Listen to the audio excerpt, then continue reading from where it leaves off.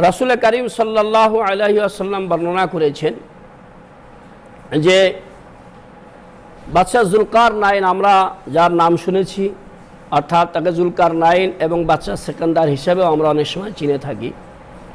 বাদশাহ সেকেন্দার অত্যন্ত আল্লাহভীরু বাদশাহ ছিলেন। তিনি সবসময় ন্যায় বিচার এবং সুবিচার প্রতিষ্ঠা করতেন, আর উনি নিজেও ন্যায় বিচার করতেন এবং পাশাপাশি তার রাষ্ট্রে যারা বিচারক ছিলেন, যারা হাকিম বা কাজী ছিলেন, তাদেরকে সে তদারকি করে দেখতেন যে তারা সত্যিকার অর্থে ন্যায় বিচার তারা করতেছে কিনা।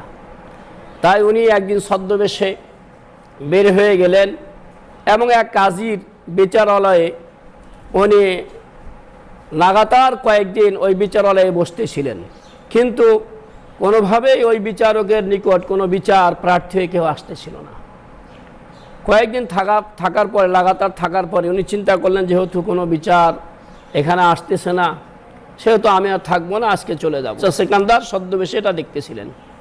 যাই হোক, যেদিন উনি ওখান থেকে প্রস্থান করার মনস্থ করলেন, এমন সময় দেখা গেল যে দুই ব্যক্তি ওই কাজীর কাছে, অর্থাৎ বিচারকের কাছে বিচার নিয়ে আসলেন। এক ব্যক্তি বললেন যে, হে বিচারক, আমি এসেছি যে এই ব্যক্তির কাছে, অর্থাৎ এক ব্যক্তি আর এক ব্যক্তিকে লক্ষ্য করে বললেন যে আমি এসেছি আপনার কাছে একটি বিচার নিয়ে, হে কাজী, তা হচ্ছে এই ব্যক্তির কাছ থেকে আমি এক খণ্ড জমি ক্রয় করেছি। এটা আমি আবাদ করতেছিলাম। একসময় জমি খননের কাজ করতে গিয়ে ওই জমির ভিতরে মাটির অভ্যন্তরে আমি স্বর্ণ ভর্তি একটি কলসি পেয়ে যাই। যা হোক, তখন আমি জমি বিক্রেতাকে বললাম যে ভাই, আমি তো আপনার জমি ক্রয় করে নিয়েছি, কিন্তু জমির অভ্যন্তরে যে স্বর্ণ ভর্তি কলসি রয়েছে এইটা তো আমি গ্রহণ করিনি, এটা তো আমি ক্রয় করিনি, অতএব এটা আমি গ্রহণ করতে পারি না, এটা আপনি নিয়ে নেন। যখন তাকে কথা বললাম তখন সেটা নিতে অস্বীকার করল। অতএব এই জন্য আপনার কাছে বিচার প্রার্থী হয়ে এসেছি যে মেহেরবানি করে আপনি তার স্বর্ণের কলসিটি তাকে ফেরত দিয়ে দিন। এবার কাজী জমির বিক্রেতাকে বলল, কি ব্যাপার, আপনি এটা ফেরত নিচ্ছেন না কেন? বলে, হে কাজী সাহেব, হে বিচারক, আমি যখন জমি তার কাছে বিক্রি করেছি তখন তো জমির অভ্যন্তরস্থ যা কিছু রয়েছে, জমির উপরভাগে এবং জমির ভিতরে যা কিছু রয়েছে সবসময় বিক্রি করেছি। অতএব সে যে জমির মাটির অভ্যন্তরে যে স্বর্ণের কলসি পেয়েছে এটা সহ তো তাকে বিক্রি করে দিয়েছি, অতএব এটা আমি গ্রহণ করব না। এদিকে বাদশাহ সিকান্দার জুলকারনাইন উনি বসে বসে বিচারালয়ের এক পাশে বসে বসে এইসব বিচার উনি দেখতেছিলেন। যাই হোক, এবার কাজী বললেন, কাজীকে লক্ষ্য করে আবার ওই জমি ক্রেতা বললেন যে, দেখেন কাজী সাহেব, যেহেতু উনি আমার এই কলসি গ্রহণ করতেছে না, অতএব আপনি লোক পাঠিয়ে দেন এবং আমার বাড়ি থেকে সেই স্বর্ণ ভরা কলসিটি নিয়ে আসেন, বরং আপনি নিজের কাছে রেখে দিন এবং সেটা দিয়ে আপনি যা ইচ্ছা আপনি সেটা করুন, ব্যয় করুন, না কি করবেন সেটা আপনি করেন। তখন কাজী বলল, দেখো ভাই, যে আমি এতক্ষণ তোমার কল্যাণের দিকে চেষ্টা করতেছিলাম, কিসে তুমি কল্যাণ পাও, পরকালে মুক্তি পাও, আর আমি তোমার জন্য মঙ্গল কামনা করতেছিলাম, আর তুমি যে মুসিবত, অর্থাৎ স্বর্ণের কলসিটা তুমি মুসিবত মনে করতেছো, এদিকে জমি বিক্রেতাও এটাকে মুসিবত মনে করতেছে, আর সেই মুসিবতটা তুমি আমার উপরে বর্তাতে চাচ্ছ। আমি কেন সেই মুসিবতের শিকার হব, কেন সেই মুসিবত আমি গ্রহণ করব? অতএব এই বোঝা আমিও বহন করব না, এটা আমিও গ্রহণ করতে পারি না। বিচারক আবারও বললেন যে, ভাই, তোমরা দুজন যদি মনে করো তাহলে এটার জন্য আমি একটা সুষ্ঠু ফয়সালা, সুষ্ঠু বিচার করার আমি একটু চেষ্টা করে দেখি, তোমরা যদি মানো। উভয় বলে, হ্যাঁ ঠিক আছে, আপনি যেভাবে বিচার করবেন আমরা সেটা মেনে নেব। ক্রেতাকে বললেন, আচ্ছা তোমার ঘরে কি কোনো ছেলে আছে? বলে, হ্যাঁ আছে। জমি বিক্রেতাকে বললেন যে, তোমার ঘরে কি কোনো মেয়ে আছে? বলে, হ্যাঁ আছে। অথবা দুজনের, একজনের মেয়ে একজনের ছেলে রয়েছে, তারা উভয় স্বীকার করলেন।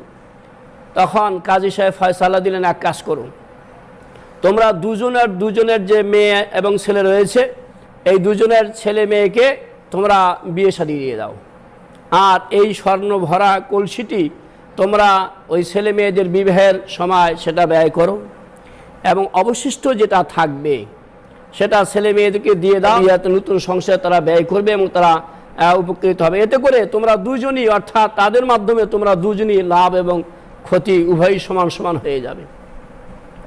বিচারকের কথা শুনে এবার জমি বিক্রেতা এবং জমি ক্রেতা উভয়ই মেনে নিলেন এবং তারা বিবাহের জন্য সম্মতি জ্ঞাপন করলেন। এদিকে বাদশাহ সিকিন্দার উনি এগিয়ে এসে কাজীকে বললেন, কাজী আসলে বাদশাহ সিকিন্দারকে চিনতে পারেননি। কাজীকে বললেন যে হে বিচারক, আসলে আপনার মতো কি কোনো বিচারক এরকম আছে? আমি মনে করি আপনার মতো এরকম সুষ্ঠু নিরপেক্ষ বিচার মনে হয় আর কেউ করতে পারে না। এবার কাজী বললেন যে হে সম্মানিত অতিথি বা সম্মানিত মেহমান, আমি যেভাবে বিচার করলাম এছাড়াও কি কেউ অন্যায় কোনো বিচার করতে পারে? এবার ছদ্মবেশী বাদশাহ জুলকারনাইন সিকান্দার বললেন, হ্যাঁ, অনেকেই তো দেখা যাচ্ছে তারা মন গড়া বিচার করতেছে।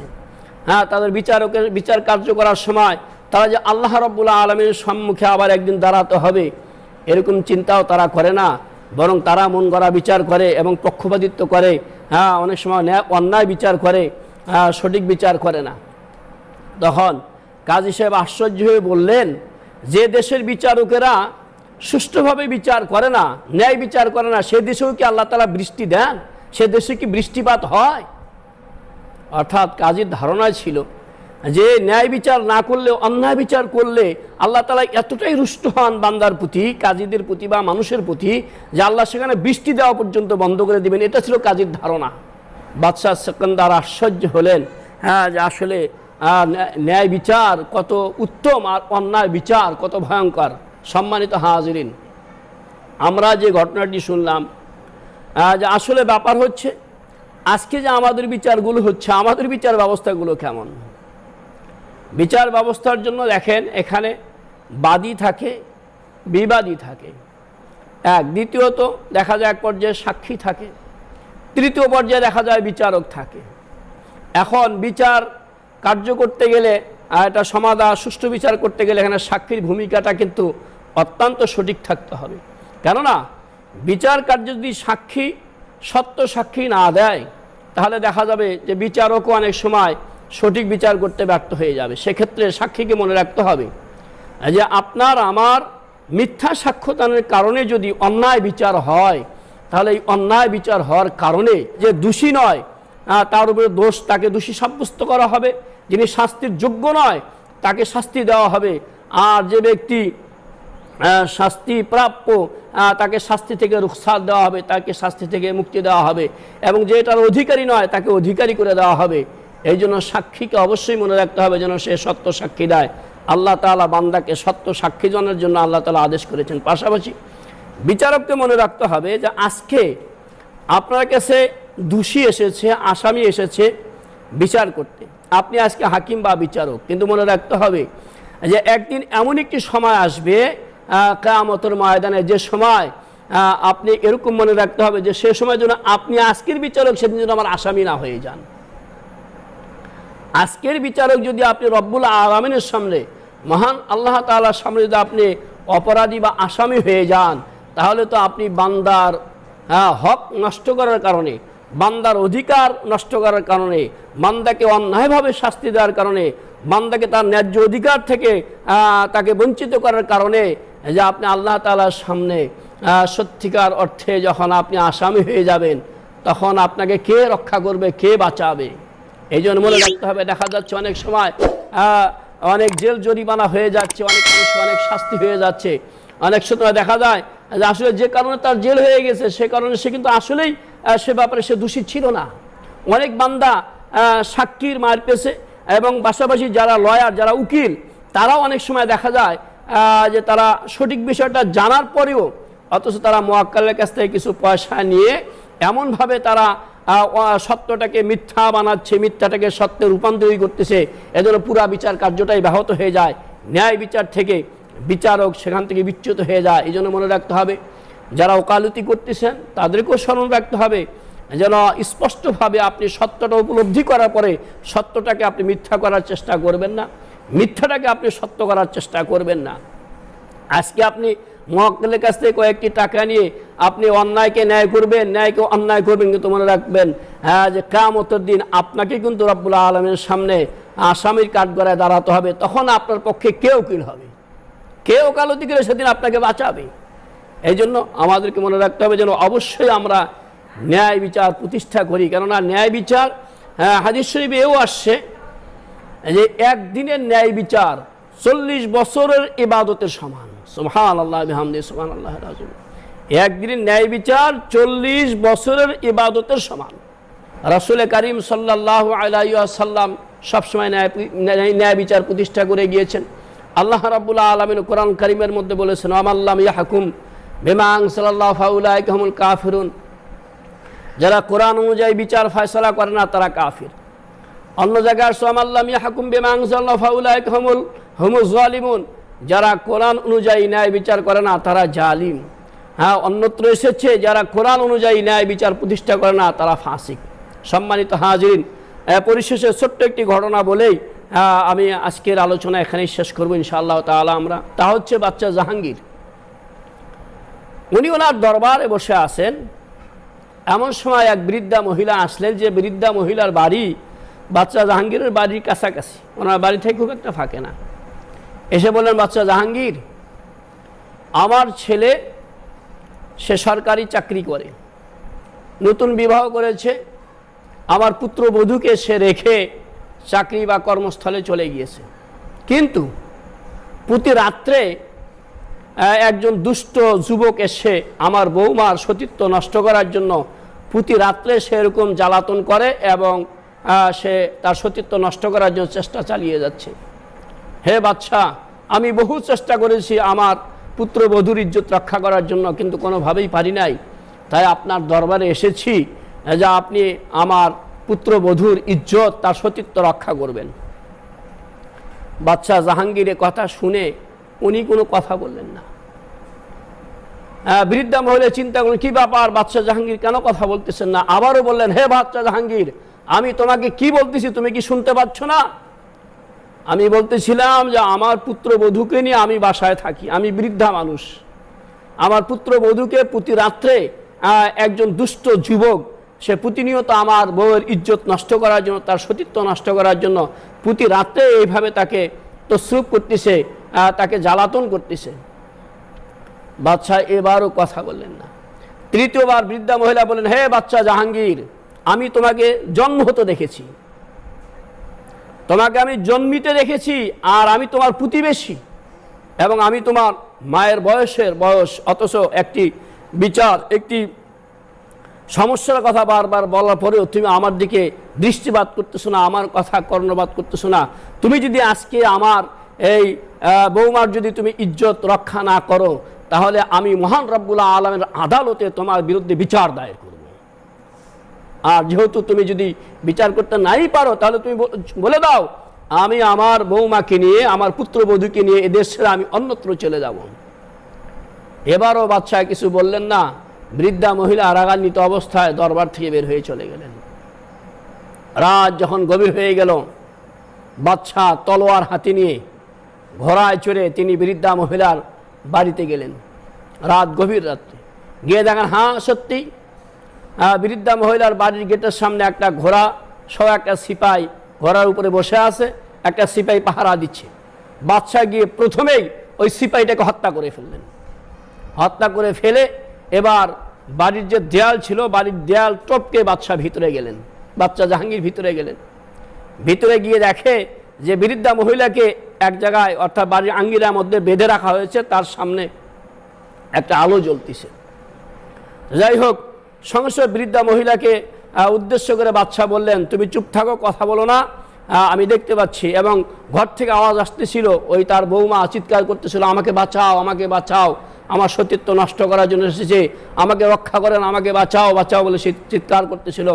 ঘর থেকে আওয়াজ আসতেছিল, বাদশা তা শুনতেছিলেন। সঙ্গে সঙ্গে বৃদ্ধা মহিলা কে লক্ষ্য করে বাদশা বলেন, আপনি তাড়াতাড়ি আলোটা নিভিয়ে দিন। আলো নিভিয়ে দিলেন। বাদশা ভিতরে প্রবেশ করলেন। ভিতরে প্রবেশ করে দেখে, হ্যাঁ, একটা যুবক ওই বৃদ্ধা মহিলার পুত্রবধূকে হরণ করার জন্য, তার সতীত্ব নষ্ট করার জন্য সে চেষ্টা চালাচ্ছে। বাদশা এবার তার চুলের মুঠি ধরে এবং তলোয়ার দিয়ে তার মাথা, তাকে দেহ থেকে আলাদা করে ফেললেন। আলাদা করে ফেলে বাইরে চলে এসে বৃদ্ধা মহিলাকে বললেন, মা বৃদ্ধা মা তুমি তাড়াতাড়ি আলো জ্বালাও। আলো জ্বালানো হলো। আলো জ্বালানোর পর এবার বাদশাহ জাহাঙ্গীর ওই মাথাটা দেখলেন, আর তার কর্তৃত মাথাটা বাদশাহ জাহাঙ্গীর উঁচু করে দেখলেন। দেখে মাথাটা ছেড়ে দিয়ে বললেন আলহামদুলিল্লাহ। দ্বিতীয়বার বললেন যে বৃদ্ধা মা আমি খুব তৃষ্ণার্ত, আপনি আমাকে তাড়াতাড়ি এক গ্লাস পানি পান করান, আমি অত্যন্ত তৃষ্ণার্ত, তৃষ্ণা আমার কলিজা ফেটে যাচ্ছে। খুব দ্রুত গিয়ে বৃদ্ধা মহিলা বাদশাকে এক গ্লাস পানি নিয়ে এসে দিলেন। বাদশাহ পানি পান করলেন। এবার বৃদ্ধা মহিলা বললেন, হে বাদশাহ জাহাঙ্গীর তুমি আবার বলো যে আমার বাড়িতে এসে যুবককে হত্যা করার আগে তুমি কেন আলো নিভিয়ে দিয়েছিলে? জাহাঙ্গীর বললেন, এই জন্য নিভিয়ে দিয়েছিলাম যে আমি ভাবতেছিলাম যে আমার প্রতিবেশী মহিলা, আমার প্রতিবেশী আপনি, আর আমার চিন্তা ছিল সাধারণ কোনো মানুষ তো আপনার বৌমার ইজ্জত হরণ করার জন্য এখানে আসতে সাহস পাবে না। হয়তো ভেবেছিলাম যে আমার কোনো ছেলে হয়তো বা এই কাজ করতে পারে।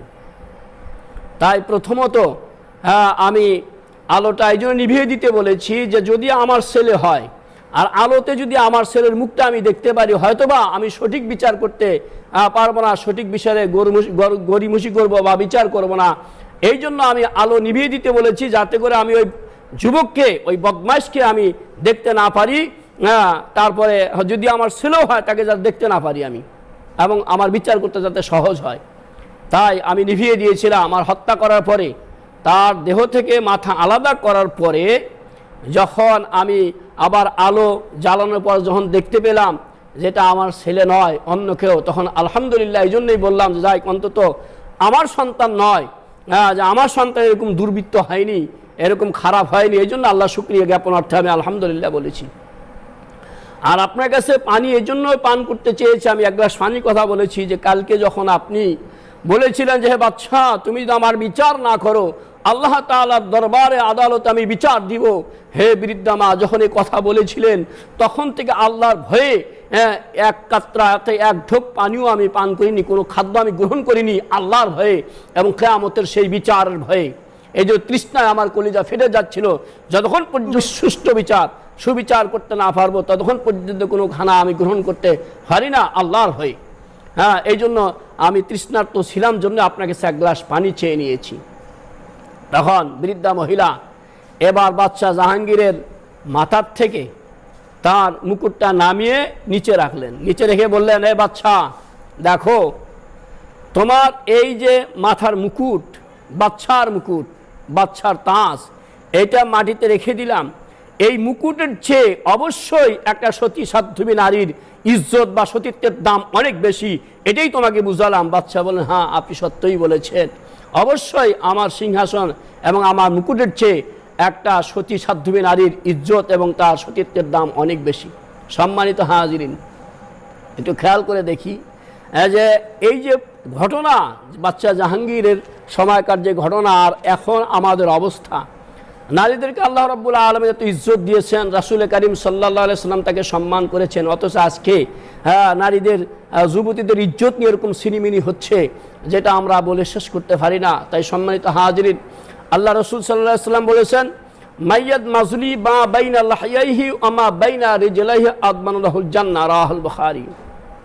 আল্লাহ রাসূল বলেছেন, যে ব্যক্তি তার দুই চোয়ালের মধ্যস্থিত বস্তু অর্থাৎ জিহ্বা আর দুই উরুর মধ্যস্থিত বস্তু অর্থাৎ তার গুপ্তাঙ্গের হেফাজত করবে, রাসূল করিম সাল্লাল্লাহু আলাইহি সাল্লাম বলেন আল্লাহ রাব্বুল আলামিন তাকে জান্নাত দিয়ে দিবেন।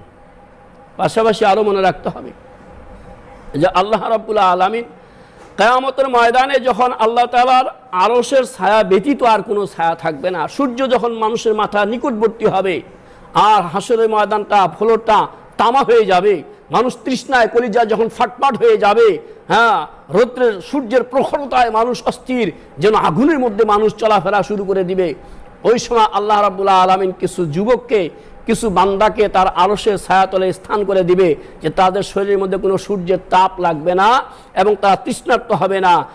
তাদের মধ্যে এক শ্রেণীর যুবক হচ্ছে ওই শ্রেণীর যুবকগুলো যাদেরকে কোনো রমণী বা কোনো যুবতী, কোনো সুন্দরী যুবতী, কোনো প্রভাবশালী যুবতী তাকে নিজের দিকে আহ্বান করেছে অন্যায় কার্য চরিতার্থ করার জন্য, কিন্তু সে বলেছে আমি আল্লাহকে ভয় করি।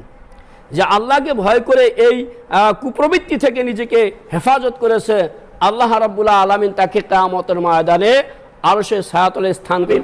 আমাদের দেশের যারা রাষ্ট্রপ্রধান থাকবে, যারা বিচারক থাকবে, যারা বিশেষ করে রাষ্ট্রপ্রধান থাকবে, তাদের ভয় করা উচিত, তাদের ভয় করা উচিত যে আমার উপর দায়িত্ব কর্তব্যকে আমি করতেছি কি।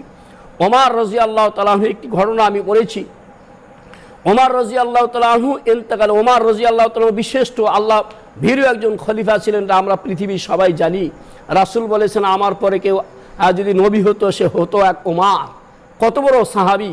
হ্যাঁ, হাদিস শরীফের মধ্যে আসছে যে রাস্তা দিয়ে ওমর রাদিয়াল্লাহু তাআলা আনহু হাঁটতেন, ওই রাস্তা দিয়ে শয়তান পর্যন্ত সেদিন রাস্তা ওই রাস্তা দিয়ে হাঁটতেন না, শয়তান ওমর রাদিয়াল্লাহু তাআলা আনহুকে ভয় করতেন। ওমর রাদিয়াল্লাহু তাআলা আনহু ইন্তেকালের পরে এক ব্যক্তি তাকে স্বপ্ন দেখে দেখলেন যে ওমর রাদিয়াল্লাহু তাআলা খুব জরুরি একটা কাজ সেরে এইমাত্র গোসল করে ফ্রেশ হয়ে আসলেন, অর্থাৎ ওমর ইন্তেকালের 10 বছর পরে স্বপ্ন দেখলেন যে ওমর যেন কি কাজ সেরে এইমাত্র গোসল করে ফ্রেশ হয়ে আসলেন। স্বপ্নদর্শিত ব্যক্তি, স্বপ্নদ্রষ্টা ব্যক্তি ওমরকে বললেন যে ভাই কি ব্যাপার, আপনি মনে হয় খুব ব্যস্ত ছিলেন। বললেন হ্যাঁ ব্যস্ত ছিলাম, যে আমি 10 বছর যে খেলাফতের দায়িত্ব ছিলাম, আমি ইন্তেকালের পর থেকে শুরু করে এ পর্যন্ত আল্লাহ রাব্বুল আলামিনকে সেই হিসাব, অর্থাৎ 10 বছরের খেলাফতের হিসাব দিতে আমার আবার 10টি বছর চলে গেল। আল্লাহু আকবার, সুবহানাল্লাহ সুবহানাল্লাহ। যে এত ন্যায়পরায়ণ বাদশা ছিলেন, এত ন্যায়পরায়ণ বাদশা, এমন ন্যায়পরায়ণ বাদশা ছিলেন যে তার দরবারে একদিন কিছু এইভাবে কিছু সুগন্ধি এসেছে।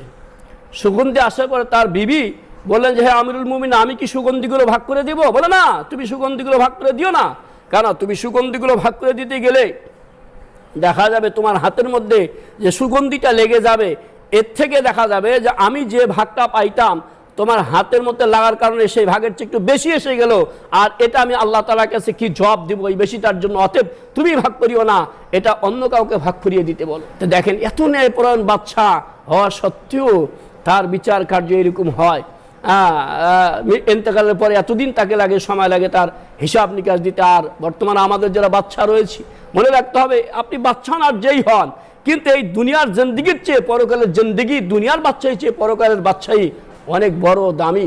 তাই আমি আজকে সম্মানিত যারা আমার শ্রোতা মণ্ডলী রয়েছেন, যারা উপস্থিত দর্শক মণ্ডলী রয়েছেন, আপনাদেরকে উপদেশ দেব যে আসুন আমরা পরকালের জন্য ন্যায় বিচার করি, আমাদের নীতি নৈতিকতাগুলো সুন্দর করি, আমরা আমানতদারি হই, সত্যবাদী হই, সত্য সাক্ষ্যদান করি, মানুষকে ইনসাফ ও ইহসান প্রতিষ্ঠা করি, ন্যায় বিচার প্রতিষ্ঠা করি।